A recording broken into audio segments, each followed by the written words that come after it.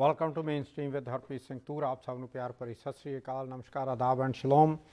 I know I have been missing in action because of some family issues and stuff like that. So we have a lot of things to cover, a lot. But first I will start because I did not do last 3 shows. So what happened in India in 1984 when Mrs. Gandhi was killed, that is something which I would like to touch on first. Let's remember, we have been hearing all these off and on, the Sikhs need to be provided justice, we are going to get to the justice and justice will prevail. I don't think it is like that, and it is never going to happen as far as I'm concerned. I don't think we will ever get full justice, because being a minority, everybody is trying to take advantage of that. And with all due respect, I would also like to say, yes, we do have different kind of leaders, but we really do not have a leader like we had at one point. Gurcharan Singh Toda was a very tall standing leader. Badal at one point was good, but then he changed. And Captain Amrinder Singh also, I always respected him. I will still respect him, what he did in 1965 war, and during that period. Politics can be a dirty thing, and that is what is happening back over there. But that also brings me to one issue here, and that is the issue of killing of Mr. Nijjar in Canada, and the Indian government's insistence that Canada is giving more room to the people who actually are pro-Khalistan. I have my own penny to say on that. Number one, I would like to say, and this is for those people who actually get together and shout the slogans about Khalistan and referendum and this and that. If we live in these countries, we should obey the laws of these countries. If somebody is celebrating their religion, religious festivities, we may not like it, but we have no right to go and disrupt those in these countries. We got to follow, because one thing we need to understand, that the forces which want to put up a banner on your face that if you are a Sikh with a turban and beard, you are a terrorist, you are a pro-Khalistani, and you are nobody. By doing those acts, you are giving the tools handily to beat you up. So stop doing that, number one. Number two, when 2 and 2 meeting, 2+2, which they call in India, where the defense minister and foreign minister of India meets with Secretary of State and Secretary of Defense, it is same positions, but in United States they are known as Secretary of Defense for Defense Minister and Secretary of State for Foreign Minister. So 2+2 meeting took place this week, and over there again the issue was brought up about the killing which took place in Canada. And from Indian side, they said that the Americans should let Trudeau, the Prime Minister of Canada, know that he got to rein in those people. Now my question basically and literally is, if justice is not provided, what do you expect? Where is the justice? Even BJP has been ruling for, 9 plus 5, almost 14 years after 84. So literally out of those 39 years, 14 years is BJP, and still there's no justice. So when they say, oh, we will give you the justice, no. it is all about what they want to show to the public and to the world and to the media, that we are here to provide you the justice. As far as Sikhs are concerned, they should not be betting on getting any justice. Yeah, there is one thing they can do, which is back home they should start digging up, where all those killings took place in Punjab and other places on their own. They have to start up, I will give you an example that how when farmers movement started, how they were all united to achieve a goal which was beyond an individual, beyond one state issue. And they worked together, and they used social media, and they used the whatever platforms they had access to stay on track, keep the things in line, and achieve what they wanted to achieve. On same level, same way, they need to do that so that a justice can be delivered, at least to the people who are still alive and still waiting to get justice.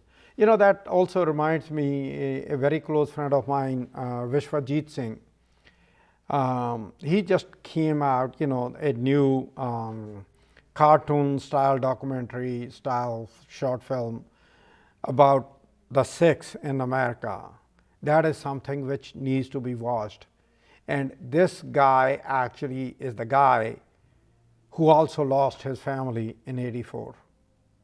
And then over here, when he came here, he was lost for some time before he really found the ground and started running on it. To achieve, to deliver the message, and that is what we should be looking for, that how we can actually, find our ground and start moving and then running so that we can reach the destination. So with that, in a nutshell, in a short, about '84, the killing of Mrs. Gandhi and what happened after that. Yeah, we can, this is something we can go on and on and on, but it's not going to give us any results by talking about it. Results will be by taking some action on that. And that don't expect the government to take any action, because government basically is more interested in making India as a pure Hindu nation, like Trump wants America to be a pure white nation.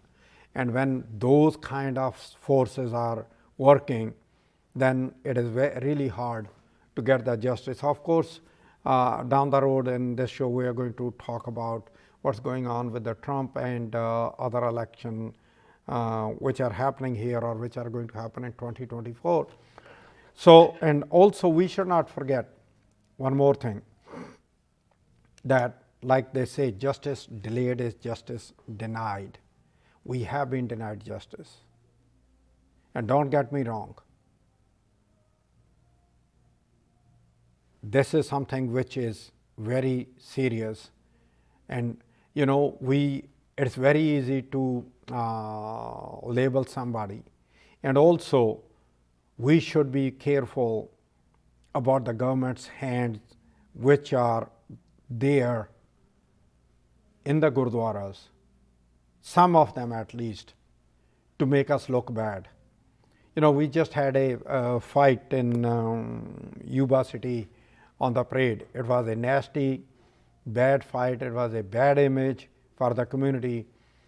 And there are some selfish people who actually take the things in their own hands for what? Two things. Number one, ego. Or number two, they are more interested actually in getting their green cards by hook or crook. I have seen so many people who will go to all these demonstrations, in the front holding the cards, that okay, I'm working for the referendum on Khalistan, I want Khalistan, and as soon as their political asylum is approved, they are not to be seen anywhere. But in the meantime, they have done the damage to the community's image in those places wherever they go, because these are the people who are also actively go for destroying the property, which they should not be doing in these countries. Actually, they should not be doing anywhere. Forget about these countries. But again, here they love law abiding people, and we are visibly very visible, and we should be careful about what we do when we go out there. Now let us talk about what is happening in Middle East. Okay, we have totally forgotten about Ukraine. Remember, there was a war. How many of us really know about it, that it is still going on, even though the winter is setting in, and during the winter it goes down to kind of like there is a lull in the winter, but it will go full steam again sometime like in March of 2024. Now the question comes into, we already have two wars going on. One is Ukrainian war, where America supports Ukraine. Then we have Israel versus Hamas, where America supports Israel. And one thing which is very interesting is about this whole issue is that how many people in Gaza are getting killed. There is no actual number on that. The numbers are temporary. The media is not allowed by Israeli government or the Egyptian government on the other side, because Gaza actually is the strip, for those people who don't know. It is surrounded by, from one side it is the sea, the other two sides it's Israel, and on the bottom third side it is Egypt. So it is surrounded by, from all, basically it's surrounded by Israel, and Israel actually is cutting north and south, cutting Gaza in the middle. And also there is a new doctrine which is actually floating around now. Some people already knew about it, that the aim is to move the whole population of Palestinians out of Gaza and put them somewhere else. Egypt refused it, Jordan refused it. Jordan already has a substantial number of Palestinians living in that country. For those people who don't know the history about that area, the whole area was known basically as Palestine.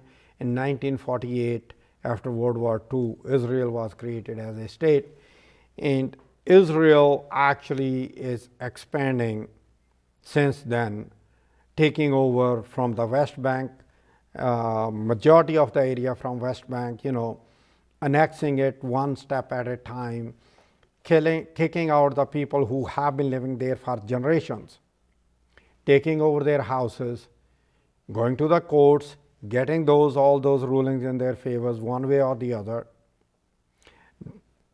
taking down those houses and constructing their own constructions and moving in, and then annexing again that area to incorporate that into Israel.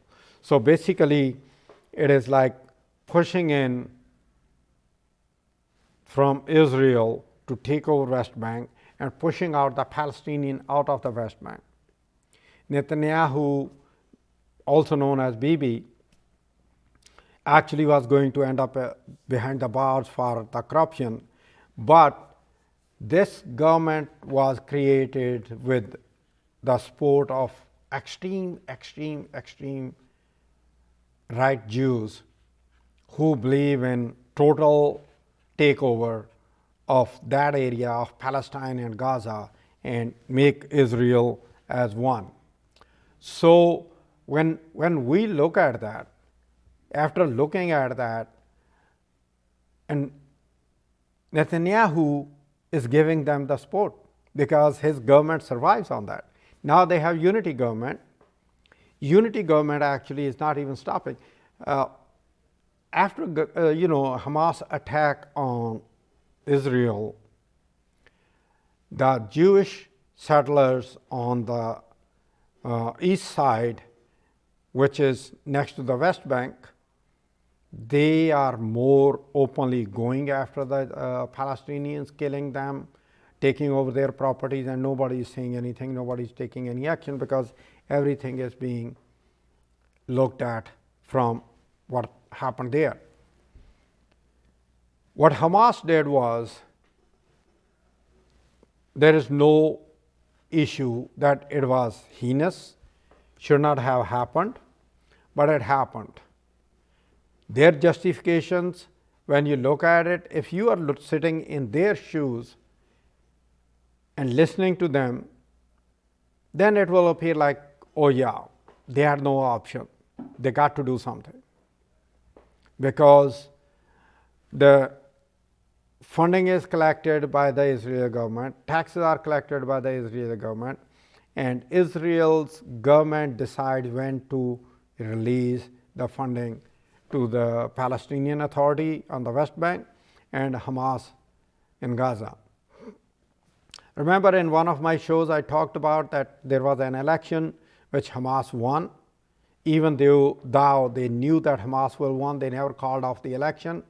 But after that Hamas won the election, they refused to accept it. You know, you cannot have two different policies, saying one thing and doing something else, doing one thing and saying something else. No, you can't. There should be a consistency. And lack of that consistency actually creates more confusion. This is exactly how this mess got created to begin with. And the second thing was, slowly but surely, Israel was walking towards, everybody, international community also, even though they do not have any teeth, but they try to portray that we do have some teeth. No, they don't, because they look at their own interest. The nations look at their own interest. They don't look at individual people's interest or small people's interest. In this case, Palestinians are a real minority. So their interests were not being really looked at the way they should be looked at, because existence of Israel in the Middle East is very important to the Western countries. Macron, the French president, is the only one who actually spoke for ceasefire. Netanyahu doesn't want ceasefire, and they're talking about the tunnels under the hospitals, the tunnels here, tunnels there. That's like Vietnam War with the US. The only difference is, over here, the major difference, Israel has all the armament and everything on their disposal, and as far as on the other side, the Hamas and the Gaza residents are concerned, they don't have anything. They even don't have the fuel. Their kids are dying in the hospital. Their family members are dying in the hospital. The bombardment is taking place. 102 people from United Nations who were actually from various agencies who were working in Gaza, they have been killed during this bombardment by Israel. If you look at some of the pictures which are coming out from there, which are very few and far in between, the building after building after building, it is totally destroyed. You cannot forget about living in there. You cannot even step into those buildings because you have no idea when and where it will collapse, and you may end up dying from it. The supplies into the Gaza is not allowed. There are few humanitarian supplies. When the first 14 trucks went into there, I mean, look at this. We're talking about 2 million plus people, and 14 trucks go into with some supplies, and it is shown as a big thing. How you can do that? Again, yes, what Hamas did is not something should have happened at all, But at the same time, who is paying the price? The other residents, not those fighters who actually have signed up to be the soldiers. And also then the proxy war is there.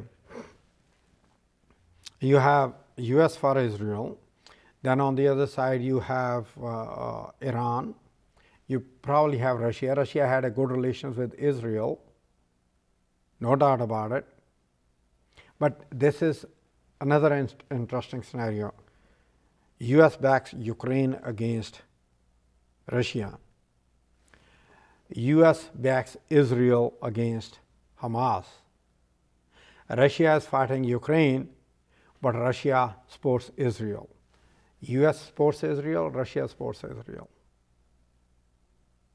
Iran is the only country which actually is supporting Hamas. And then on the north side, they have Hezbollah in Lebanon, which are more practically equipped and more trained to carry a fight. And that is another issue which is being looked at, and to contain that Hezbollah and Israel, their war does not open up. Because if that opens up, then Israel has to pull out their forces from Gaza and face there. And then on Syria also has its own role to play in there, because Bashar was actually a pariah which was not being touched by anybody. Then all of a sudden Saudi Arabia opened up the door for him to come in, and now he is back in that Arab League which is there. But at the same time, he has the support from Russia and Iran. That's another thing. US has bombed a couple of locations in Syria, claiming that they were supplying, some ammunition and armaments to Hamas and Hezbollah. So Saudi Arabia and Israel, their get together is totally off the table. China is keeping quiet right now, even though China played a role in bringing in Iran and Saudi Arabia together. China has its own issues. It has its own role to play, and China wants to be a big international player now because of their financial strength and the size and population and everything else. But US is trying to checkmate at least China right now. And actually this is another interesting scenario. This is when in 1973 or 74, something like that, Russia actually wanted to bomb Chinese research area where they were doing research on nuclear weapons and creation of nuclear bombs and this and that, and United States said, no, you cannot do that. And now look at where China stands, and Russia is getting help from China. Russia was against China, now it is getting help from China. So again, that's like the chess game. That's why when it comes down to politics, they say the politics, it's a dirty game. This is why it is known as a dirty game, because this is what happens when you look at all that. Because the countries are looking for resources, the countries are looking for where would be the next big hit which will make their people, their population rich, where they will have more control on the things as compared to the others. So that is one thing which always keeps all these people, the leaders of major countries. Right now we have three major powers right now. We have US, we have Russia, and we have China. Okay, India, yeah, it has its own existence, its own power, but it's not there yet. It will be, but it's not there yet. India was put on that path by our previous Prime Minister, Dr. Manmohan Singh, and our current Prime Minister Modi. Yeah, he's doing some of the stuff which is really good, but at the same time, he is killing the freedom of press, and other freedom of religion is not being allowed the way it should be. So we will see that. That's a totally different topic which we need to look at and address. And also with the press gag order in Israel, in a way, directly or indirectly, the actual news is not coming out, even from Israel. There are people in Israel who have their near and dear got abducted, but they are not blaming Hamas alone. They are blaming their own government also. And also there are people who are already saying that Netanyahu knew about it, the Hamas attack, but he did not do anything because he actually, maybe he just wanted it to happen so that he can level that part of Gaza and then just take it over. Right now he is saying that, oh, we are just going to run that place for some time. That some time, where is the timestamp? Who, when, and where they will leave? Nothing. Even if they move that timestamp, even if they move that clock, who is going to challenge them? Nobody. Nobody is going to challenge that. Yeah, there are going to be, statements here, statements there, but on the ground, would the reality change? No. The ground reality will stay the same, what the Israel wants at that point over there. And with this new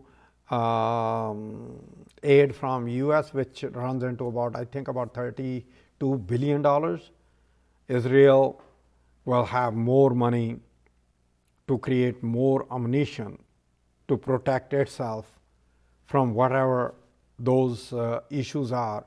But in the meantime, the price is being paid by those innocent people, innocent Palestinians who actually were first kicked out in 1948, and now they are getting kicked out again, and probably they will get kicked out again down the road.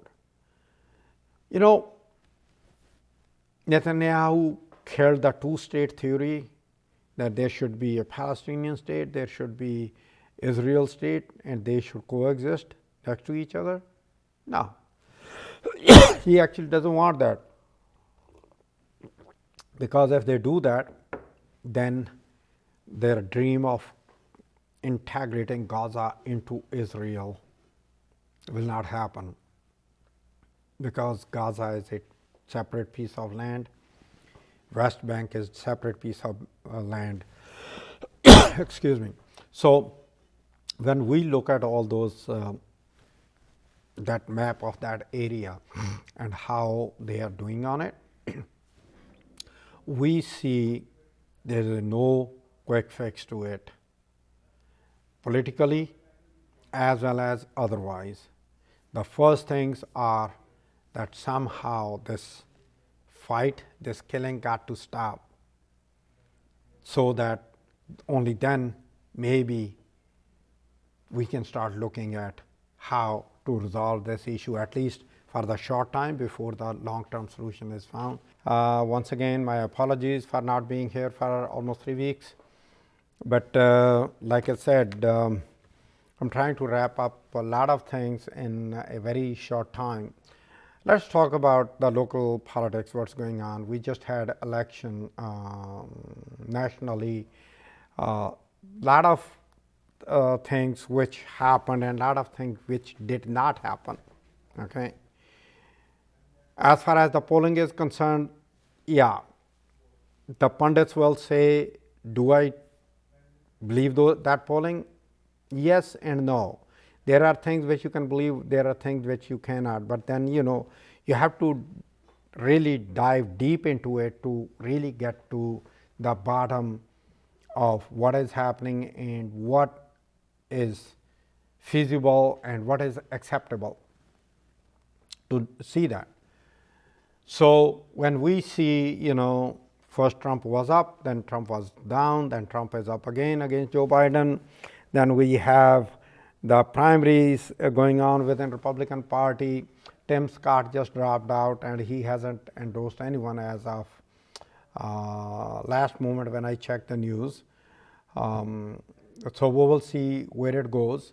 And Vivek Ramaswamy is doing his own juggling act.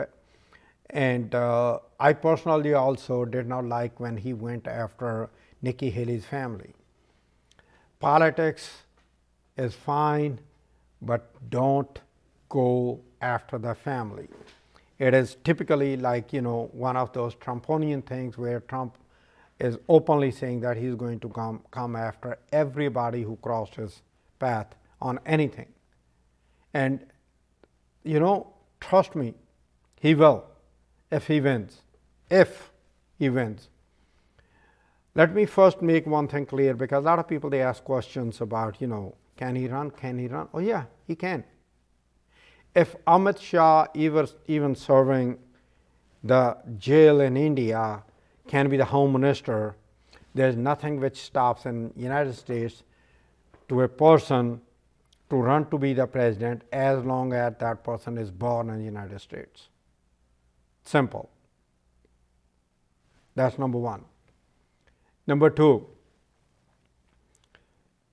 Nikki Haley is trying to take the middle ground on abortion, which was basically in a lot of places, especially in Ohio, which is considered red state, where the proponents of the people who wanted to retain the abortion rights for women, they won by 57 to 43. But the Republicans over there who control the government, now they are trying to undermine that election. First, they tried to undermine it by changing the law that from majority to 60%. That proposition failed during the primary. Now, in November 7th election, the majority won to enshrine the right to abortion in the Ohio's Constitution. Now those people who are in favor of banning the total abortion, they are trying to circumvent that also. Yes, they may succeed, they may not succeed, we don't know. Because we have Supreme Court, which is basically right now in Supreme Court what we have 6-3 Republicans, 3 Republican justices appointed by Trump. And he openly says that I delivered you what you have been looking for last more than 50 years, since 1972 when Roe versus Wade was originally decided. So I don't know how and when it will go to Supreme Court and how the Supreme Court will take that, but in the meantime, that law can also be hanging in limbo till it is decided finally. Then there will be another fight, then how to actually change the Supreme Court's balance. There is no way that can be done till you have a Senate controlled by the Democrats and you have the president who is a Democrat, and at least 2 of the justices who are sitting in there, they either resign, they leave the Supreme Court, or they totally, some sort of, God forbid, die, and there is no new appointment.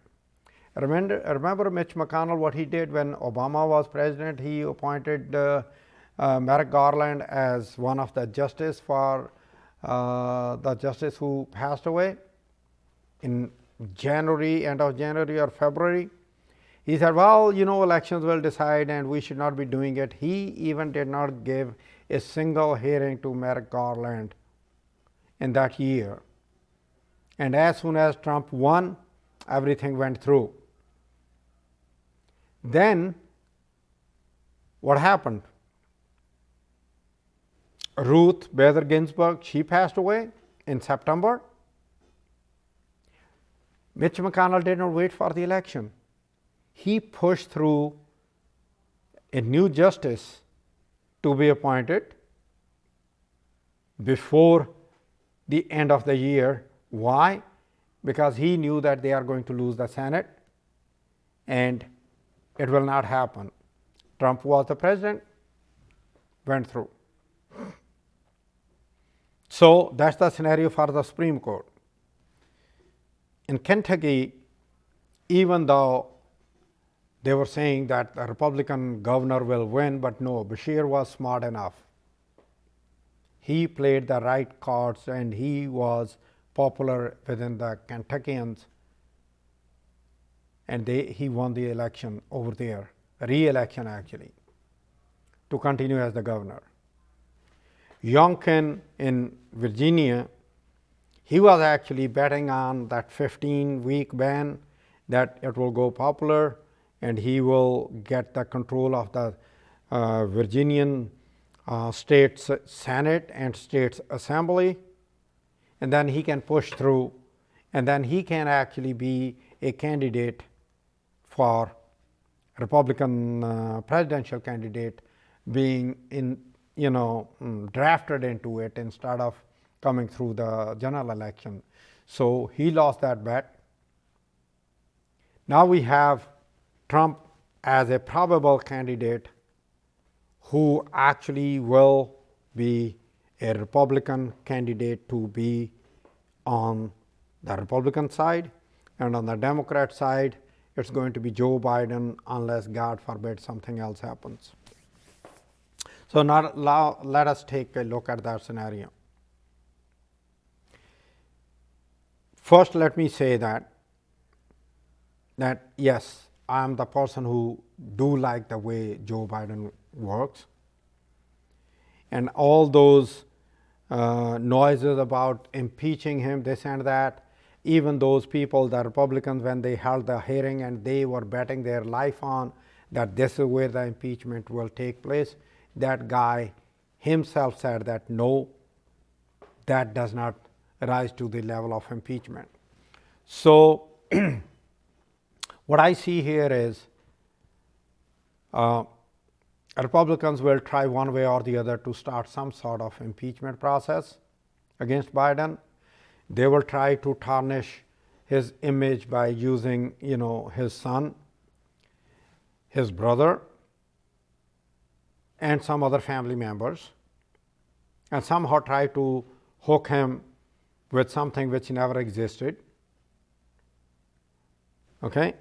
But in the meantime, for the Trump, they will not say a single word, even though Trump openly he is saying that he will create those, like, during World War II, they have these camps where the Japanese were put in, and they were actually interned in there during the duration of the World War II.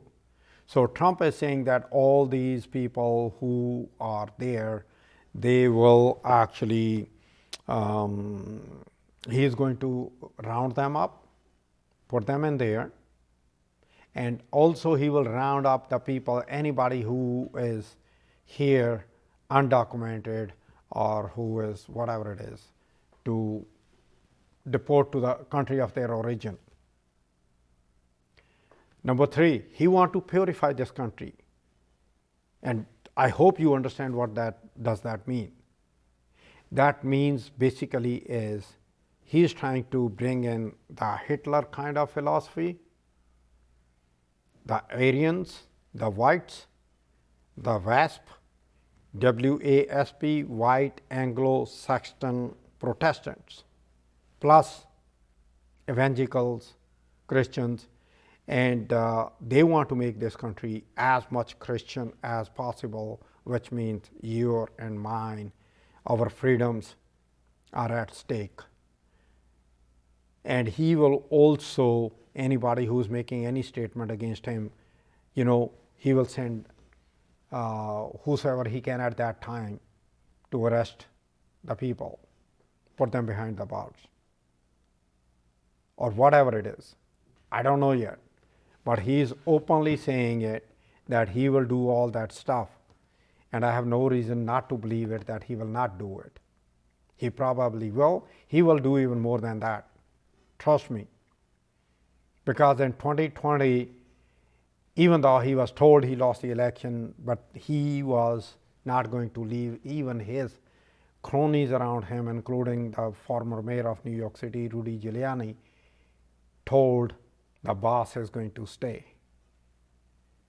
So we have to watch, we have to be very careful, and hopefully in next segment or after that, I'm going to try to talk about the voter process so that we can understand as a minority, as an emerging voter bloc, that how to get registered, how to vote, and what to look for. Whatever, wherever I can be of any help, you can always reach out so that the guide can be provided. It is going to be collectively. I'm not going to say that you should be registering as a Republican or Democrat, but how important it is to register for the party and to register as a vote. So with that note, today's program is coming to an end. Till next time, good night and good luck.